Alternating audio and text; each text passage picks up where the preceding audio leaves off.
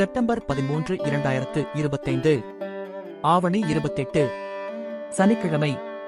நட்சத்திரம் பிற்பகல் 2:49 வரை கார்த்திகை, பின்னர் ரோகிணி. திதி பகல் 11:34 வரை சஷ்டி, பின்னர் சப்தமி. யோகம் அமிர்த யோகம். சந்திராஷ்டமம். சித்திரை சுவாதி. நல்ல நேரம் காலை 7:45 முதல் 8:45 வரை. மாலை 4:45 முதல் 5:45 வரை. கௌரி நல்ல நேரம் காலை 10:45 முதல் 11:45 வரை. மாலை 9:30 முதல் 10:30 வரை.